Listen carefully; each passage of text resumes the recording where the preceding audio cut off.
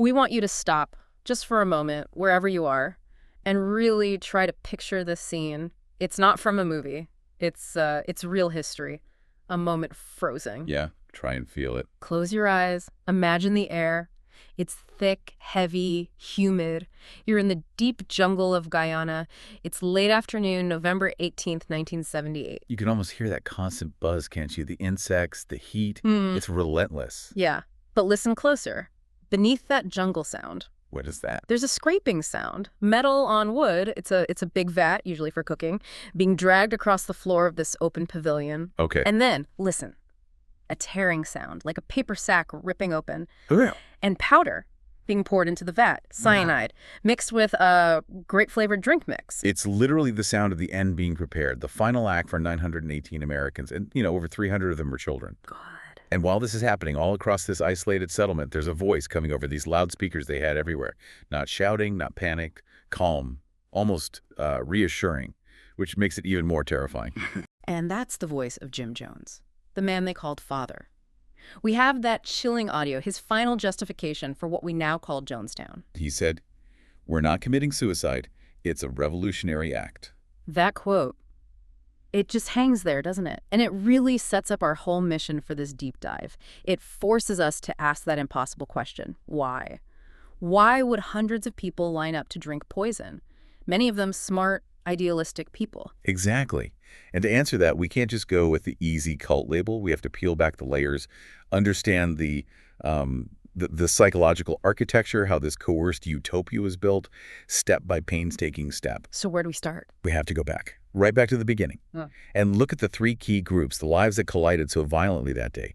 There's the dreamer Jim Jones himself, the believers, his followers, and the watcher Congressman Leo Ryan, whose visit ultimately triggered the end. Okay, let's start with the dreamer then, Jim Jones. His origin story is, well, it's full of contradictions, isn't it? Oh, definitely. He was born James Warren Jones, 1931, Crete, Indiana, smack bang in the middle of the Great Depression. So, poverty, instability. That was the backdrop. And his family life wasn't exactly stable either. No. His father was a World War I vet, disabled from gas attacks in the trenches, apparently quite absent. But his mother, Lynetta, she was a key figure, very hard worker, fiercely independent, and deeply skeptical of organized religion. Famously called it belief in a sky god. So Jones was kind of left to his own devices. Sources describe him as this intense, strange kid, an outcast. Dark hair, piercing eyes. Yeah, and there's this odd detail about him rescuing stray animals, showing empathy for the unwanted. But, that empathy seems to have twisted somewhere along the way. Or maybe it was always mixed with something else. Something darker. Well, something focused. It wasn't just that he was strange. The really crucial thing about his youth was how methodical he was. He was studying power, performance. He didn't just go to church. He researched churches. What do you mean researched? He went to all of them. Quaker, Methodist, Pentecostal, any church he could find locally. He wasn't looking for salvation necessarily. He was watching, learning their rituals, how the ministers held the room, how they built authority. He was figuring out how to control a crowd. Wow. So he was looking for technique from the very beginning. Seems like it. He understood the power of a good sermon, the drama, the theater of it all. Okay, so this study of power leads him to found the People's Temple, Indianapolis, 1955. And this is where things get, well, complicated. Because it wasn't all bad at the start, was it? Not at all. And this is crucial to understand why people joined. Think about Indianapolis in the 50s. Peak segregation. Jim Jones does something genuinely radical for the time and place. He starts an integrated church. Exactly. One of the very first fully integrated congregations in Indiana. He wasn't just tolerating black families. He was actively welcoming them. When pretty much everywhere else, north or south, they faced segregation or closed doors. And it wasn't just symbolic integration, right? He backed it up with action. Absolutely. Real social justice work. Soup kitchens that fed thousands of people every month, helping people find jobs, housing. His reputation grew. He actually got appointed director of the city's Human Rights Commission. So the initial promise, it was powerful, especially for black Hoosiers facing racism daily. It was offering a kind of utopia on Earth, real equality now. That's precisely it. A world without racism, without poverty. It was incredibly appealing. And this is why you can't just dismiss him as a simple con man from day one. The idealism was real, at least in its appeal. But, okay, if he's doing this genuinely good work, this vital civil rights work, Why the tricks? Why the fake faith healings? That seems so cheap, so counterproductive. That's the absolute core of the puzzle, isn't it? The dark thread was always there, running right alongside the good. While he's feeding the poor, he's also doing these, like, elaborate stage shows. Like a cancer healing. Yeah, the most notorious ones, claiming he could pull cancerous tumors right out of people's bodies. But what was he really doing? Palming bloody chicken gizzards he'd hidden beforehand. It's grotesque. It's staggering that people believed it. It speaks volumes of desperation, doesn't it? And about his charisma. He studied other charismatic leaders too, like Father Divine, a black preacher who claimed he was God. Jones learned from them. So how do we reconcile these two sides? Was the social justice just a lure? Or was he a real idealist who got corrupted? I don't think it's either. It's more like a symbiotic poisoning. They were tangled together. The genuine passion for equality drew people in, people desperate for change, for justice. Okay. Their devotion, their belief in him, that fed his narcissism, his deep-seated need for absolute control. And the power he got from that devotion, from the miracles, that's what twisted the initial good idea into something monstrous. So the good work created the audience, and the miracles cemented his control over them. The ends justified the means, and the means got darker and darker. Precisely. He needed them to believe he was more than human, that he had these powers, so they'd grant him the unquestioning loyalty he craved to build his version of utopia. Which leads us straight to the second group, the believers. Right. And it's so important not to just paint them with one brush as cultists. Who were they? Why did they join? The demographics tell a huge story. 70% of the people who died in Jonestown were black. Well, They weren't joining some fringe spiritual trip for the most part. They were fleeing something very real. the brutal realities of ghetto life and the Jim Crow South, as one source put it. Exactly. For many of them, the People's Temple wasn't primarily a church. It was a political movement, a social movement. It felt like the next logical step after the civil rights struggle, which, let's be honest, hadn't delivered fully on its promises for many black Americans. So the temple offered what America hadn't. A place with no racism, no poverty, a socialist utopia, basically. That was the vision. Shared resources, genuine community, equality in practice, not just in theory. There's that story about Hyacinth Thrash. Oh yeah, it's powerful. A black woman in Indiana, back in the 50s, her sister tells the story. Hyacinth saw the People's Temple choir on TV, black people and white people singing together, and she just shouted out, "I found my church." She wasn't seeing a miracle worker necessarily. She was seeing unity, liberation, hope, in a world that offered her very little of it. And that hope, that energy, is what Jones tapped into to become more than just a local preacher. He moves the temple to California in the mid-60s. Right, first to Redwood Valley, Northern California, his excuse. He claimed he had a vision of a coming nuclear apocalypse, and California was safer. Another early use of fear as a tool. And then they land in San Francisco in the 70s, and things just explode. They really do. San Francisco in the 70s was this incredibly volatile mix: counterculture, political activism, social change. The temple tapped right into that energy and became a serious political force, almost overnight. How did they get so much power so quickly? Organization, Yeah. sheer numbers, and discipline. Yeah. Jones could mobilize this huge, dedicated volunteer base. Sources say like 2,000 people for a rally or an election event with only 6 hours' notice. That's incredible organizational power. In the tight world of San Francisco politics back then, that made Jones a kingmaker. Politicians needed those reliable votes, those bodies at rallies. And he leveraged that power effectively, helped elect Mayor George Moscone. Yep. And Moscone rewarded him, appointed Jones chairman of the San Francisco Housing Authority. Think about that, a major city position. It gave him immense legitimacy, visibility, respectability. So this political clout became a kind of shield. Absolutely. A crucial shield. He's getting praise from all these major figures: Moscone, Harvey Milk, Governor Jerry Brown. Even First Lady Rosalind Carter met with him. It made him look like a respected humanitarian leader on the outside. Even while things were getting darker internally. Exactly. That public image provided cover as the paranoia, the control, the abuse all started ramping up inside the temple walls. The outside world saw a progressive champion. The inside world was starting to see a tyrant. But that shield couldn't hold forever, right? The cracks started showing. What began to break through? Two things, really, working together. Inside the temple, Jones himself was declining. He got heavily addicted to drugs and amphetamines to keep going, barbiturates to come down. This fueled his paranoia, his messiah complex, his absolute terror of enemies, real or imagined. And the external pressure. That came from former members, people who had escaped. Their stories started getting out. Journalism played a key role here. New West magazine, especially. They published these devastating exposés in 1977. What kind of things were they revealing? What finally forced his hand? They detailed the financial fraud, people being pressured, coerced really, into signing over everything they owned. Houses, savings accounts, Social Security checks, everything went to the temple. And the abuse. Horrific physical abuse, public beatings for breaking rules, sometimes in this designated area they call the boxing ring, ritual humiliation. There were also credible accounts of sexual coercion and abuse by Jones, confinement, just total control. Once those stories broke, his political shield must have just evaporated. Instantly. The politicians who'd courted him suddenly wanted nothing to do with him. The walls were closing in fast. He felt trapped. And his only move left, his final card, was the escape clause he'd been planning. The mass exodus. Yeah. In 1977, he ordered everyone to the socialist paradise he'd been building in Guyana, the People's Temple Agricultural Project, Jonestown.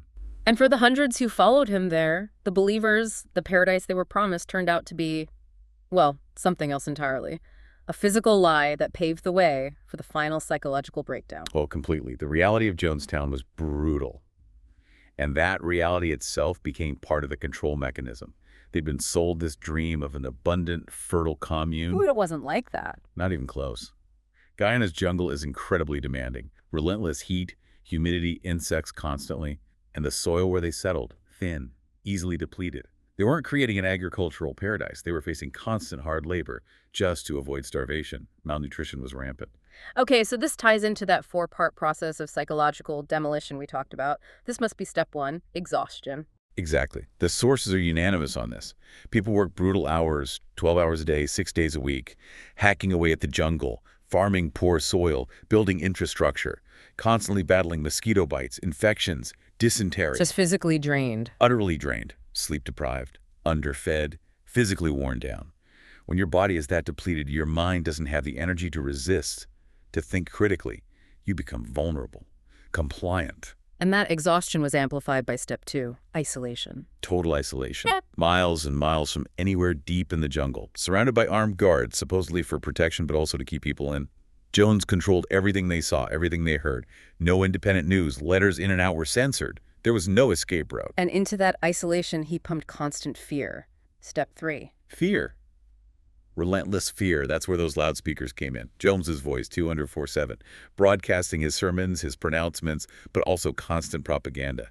Tales of a collapsing America, of imminent attacks by the CIA, by mercenaries, by capitalist pigs. He manufactured this sense of a constant siege, an enemy at the gates. So you're exhausted, you're isolated, you're terrified. And then comes the final step. Dismantling your old identity and replacing it with loyalty to him, a kind of manufactured love. Yes, this was maybe the most insidious part. Biological families were deliberately broken up. Children were often housed separately from parents. They were explicitly taught to call Jones father. And they were encouraged to inform on their parents. Chillingly, yes. Rewarded for reporting any sign of dissent, any doubt expressed by their own mother or father. Jones systematically replaced the family bond with loyalty to the temple, with loyalty to him. He became the sole source of security, approval, love. If you questioned him, you risked losing everything, your community, your safety, even your children. It's a complete psychological trap. Exhaustion, isolation, fear, and this twisted loyalty. Their minds were being rewired. Absolutely. Primed. Yeah. Ready for the final, darkest ritual, the White Nights. These were the rehearsals for suicide, right? Exactly. Systematic rehearsals for mass death. Imagine this. You're deep asleep, already exhausted. Suddenly, a siren screams across the compound. Alert! Alert! Alert! White Night! You're dragged out of bed, herded into the central pavilion. It's pitch black outside. Armed guards are surrounding you. You're terrified. And Jones would be there. On his platform, yeah. Claiming the compound was surrounded. The CIA, Guyanese troops, mercenaries, whoever the enemy of the week was, saying they were coming to torture everyone, especially the children, and that the only honorable escape, the only revolutionary act, was suicide. Together. God, and then what? Then came the test. Nurses would appear, carrying trays lined with cups, filled with red liquid. Jones would tell them it was poison, order them to line up, drink it, that they had maybe 45 minutes to live before a painful death. They actually drank it, believing it was poison. They lined up and drank it. Maybe not everyone, every time, but enough did. They genuinely believed this was it. Imagine waiting for 45 minutes thinking you're about to die. The sheer terror. Wait, Yeah. It must have been unbearable. It was psychological torture, designed for maximum impact. Then, after that period of intense fear, Jones would announce, it was just a drill, just a loyalty test. Loyalty test. He wasn't testing if they'd actually die. He was testing if their will to live, their most basic survival instinct, had been eroded enough that they would obey the order to die. He was conditioning them. So by repeating this over and over, He normalized the unthinkable. The first time, maybe you resist, maybe you panic. The fifth time, it becomes almost routine, an exercise in proving your loyalty. He systematically destroyed their ability to value their own survival above his command. He was preparing them for the real thing, the final performance. the stage was absolutely set. The psychological mechanisms were in place, and then the trigger arrived. The imagined enemy became flesh and blood. November 17th, 1978. The Watcher lands. Congressman Leo Ryan. Ryan was. Well, he was a different kind of politician. His aide, Jackie Speier, who survived the eventual attack, she called his method experiential legislating. He didn't just read reports, he had to be there. That's quite an unusual approach for Washington. Can you give an example? Sure. After the Watts riots in L.A., he didn't just hold hearings. He actually moved in with a black family in the neighborhood for a while, just to understand the reality, the anger, firsthand. Wow. And probably the most famous example, he wanted to investigate conditions in California's prisons. So he got himself secretly admitted as an inmate at Folsom Prison. Spent 10 days inside, living like any other prisoner. That's the kind of guy he was. He needed to see it, feel it himself. So when people came to him with stories about Jonestown, Exactly. The concerned relatives, this group of desperate family members, former Temple members, they went to him. They had these horrific stories of abuse, imprisonment.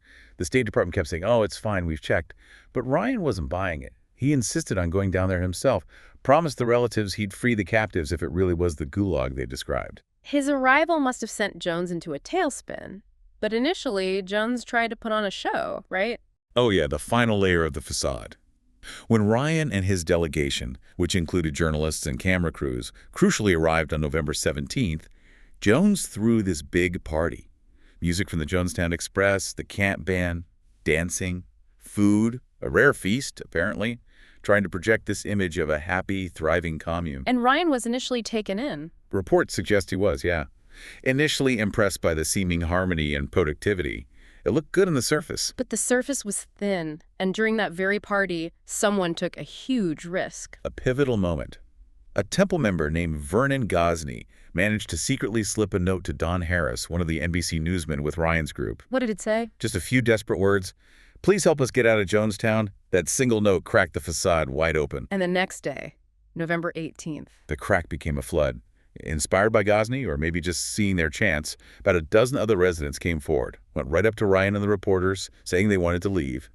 Now, With him. Jones must have been cornered. Totally cornered. The cameras were rolling. His whole image of a voluntary utopia was crumbling right there. He had no choice, really. He had to agree, probably through grit and teeth, to let them go. That door, sealed shut for so long, was suddenly creaking open. Freedom was inches away for those defectors. But Jones couldn't let that happen. If even one of them got out and told their story unfiltered, his entire world collapses. Exactly. He knew it was over if they left. So he orchestrated his own point of no return, a final violent act to seal everyone's fate. The Port Kaituma airstrip, late afternoon, November 18th. Yeah, just a dirt runway in the middle of nowhere. Humid, tense. You've got Ryan, his staff, the journalists, and the small group of defectors. They're loading onto two small planes, an Otter, a Cessna, minutes from flying out. You can imagine the relief they must have felt. Almost free. And then they hear an engine? Yeah. A tractor pulls up, towing a flatbed trailer, and on the trailer are members of Jones's security force, the Red Brigade, armed with rifles, shotguns. This wasn't random. It was planned. Oh, absolutely. A planned ambush. An assassination mission. They just opened fire. Immediately targeted the larger plane where most people were boarding. And NBC cameraman Bob Brown. Incredible bravery, or maybe just pure instinct. He kept his camera rolling as the gunmen advanced on him, filmed his own murder, basically, captured the attack until he was shot down. Who else was killed? It was brutal and specific. They killed NBC correspondent Don Harris, the photographer Greg Robinson from the San Francisco Examiner, and one of the defectors, Patricia Parks. And they made absolutely sure Congressman Leo Ryan was dead. Shot him multiple times, over 20 times according to reports, at close range. Just riddled his body. Ensuring he couldn't possibly survive. No chance. His aide, Jackie Speier, was hit 5 times. badly wounded. She only survived because she played dead. Lay perfectly still on the tarmac while the shooters walked right past her. The implications of this, murdering a sitting U.S. congressman, it's staggering. It's the Rubicon. Jones had just crossed a line from which there was absolutely no return. And in a twisted way, he had just given himself the perfect final justification. What do you mean? He had created the very catastrophe he'd been predicting. Now he could go back to his followers isolated, terrified, exhausted, and say, "See, I told you. The outside world, the enemy, they've killed a congressman. They're coming for us now. They will torture you, kill you, take your children." He had the ultimate proof for his paranoia. So the airstrip massacre became the final trigger for the main event. Precisely. It provided the rationale. Death, revolutionary suicide, was now framed as the only logical response. The only defense against the inevitable, brutal invasion he claimed was coming any minute. So he goes back to the compound, calls everyone to the pavilion, his final sermon. Tells them what happened at the airstrip. Insists the Army, the CIA, whoever will be parachuting in any second. Torture, concentration camps, the whole narrative. There's only one way out now, he says. Only one way to find peace. And this is where the death tape comes from, that infamous audio recording. Yes. It captures the whole final hour. You can hear the crowd murmuring, babies crying in the background. And Jones's voice, trying to sound soothing, persuasive, urging them to take the cyanide mixture. What does he actually say? He says things like, "Please get us some medication. It's simple. It's simple. There's no convulsions with it. It's just simple. Just please get it before it's too late." He's trying to downplay it, selling death like it's just taking medicine. And you hear the nurses starting to fill syringes with the poison, that purple drink mix. But even then, even at that absolute final moment, someone speaks out. Yes. One last, powerful voice of defiance. Christine Miller, a black woman about 60 years old, been a member for a long time. What'd she do? She stood up, and she challenged him directly. You can hear it on the tape. She argues, she pleads, asks if maybe they can still try to get to Russia, an escape plan they'd apparently discussed before.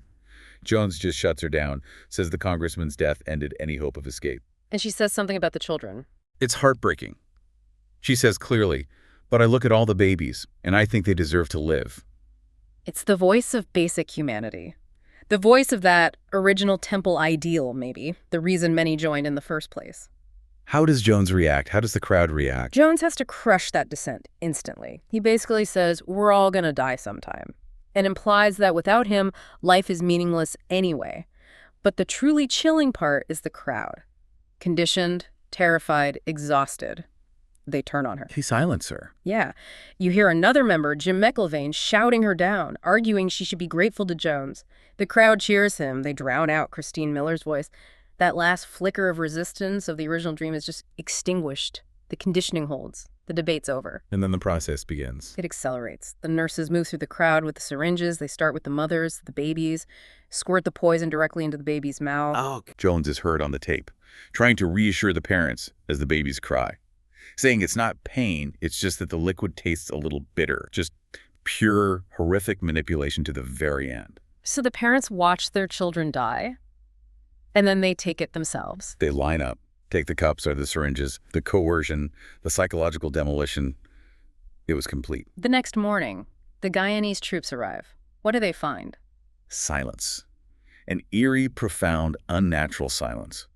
The first thing that hit the recovery teams, according to all accounts, was the smell. Overpowering, unforgettable. 900-plus bodies decomposing incredibly fast in that tropical heat. And the sight. Even more disturbing, perhaps. The bodies weren't scattered like people had panicked and tried to run. They were mostly in neat rows, lying side by side. Often, families clustered together, arms wrapped around each other. That detail, it speaks volumes, doesn't it, about that final coerced act of devotion. It really does. They found the vat, still half full of the purple poison, and Jones. They found him on the stage area, slumped in a deck chair, dead from a single gunshot wound to the head. Suicide? Or was he shot by someone else? The autopsy was inconclusive. Could have been suicide, could have been a final loyal follower carrying out an order. We'll likely never know for sure. And amidst all that death, Yeah. there was one survivor found that morning. Just one. Hyacinth Thrash, remember her? The elderly woman who joined back in Indiana, inspired by the integrated choir on TV. She was 76 by this point. Apparently, she'd felt unwell, crawled under her bed in her cabin before the final meeting started, and just fell asleep. Slept right through the entire horrifying event woke up the next morning utterly alone. A miracle of sorts. Wow. So we come back then, full circle, to that question. Why? How did this happen? And we said brainwashing is too simple. Right. It doesn't capture the process. Right. You outline that four-part mechanism. Based on the sources, it feels more like identity replacement. That's a good way to put it. It was a systematic demolition of their old selves. You had the physical foundation, isolation in the jungle, total control of information, and exhaustion, starvation, overwork, no rest. And then the psychological drivers. Constant fear the enemy is coming, torture awaits. And that manufactured loyalty, that twisted love where Jones replaces family, becomes the only source of belonging, the only protector. Put those four things together relentlessly over months and years. Yeah. The person who lined up to drink the poison on November 18th wasn't the same person who joined the temple looking for racial justice in Indiana or San Francisco. It was a new person, an identity forged by Jones. Exactly, a loyal soldier in his Revolutionary Army. And for that new identity, in that specific terrifying context Jones created the congressman murdered, the enemy is supposedly minutes away. Revolutionary suicide felt like the only logical option, the only act of ultimate devotion, the only way to achieve peace and protect the collective. Which brings us to the way we remember Jonestown today, or maybe the way we misremember it, that phrase, drinking the Kool-Aid. Yeah, first off, just factually. It was Flavor Aid, not Kool-Aid. A minor point, maybe, but... But the bigger issue is what the phrase implies. It reduces this immense tragedy, this complex story of coercion and desperation, to a punchline about blind stupidity. Yeah. Like, oh, they just blindly followed. And that completely ignores the reality, especially for the children. 304 children and infants. For them, it wasn't a choice. It was mass murder, period. And for the adults. It was an impossible choice made under extreme duress. Armed guards, starvation, terror, isolation, the belief that a violent army was about to descend. They'd just seen proof that the outside world could be lethally hostile with Ryan's murder. Their choice wasn't really life versus death. It was framed as a choice between a quick known death with their community, their family, or facing unknown, terrifying torture alone. So using drinking the Kool-Aid flippantly, it's not just inaccurate, it's deeply disrespectful to the victims. It erases the coercion. Completely. It minimizes the horror and the complex psychological factors at play. When those troops arrived, they saw families lying together, arms around each other, seemingly peaceful in death. Such a haunting final image. It brings it all back to the beginning, doesn't it? This whole story started with something deeply human, a need we all have to find a place where you belong, where you're accepted, loved, safe, free from injustice. And Jonestown, in its own horrifying way, forces us to confront how powerful that need is, how far people might go to find that sense of belonging. Yeah. And maybe the question for us, looking back, isn't just about Jones, it's about us, too.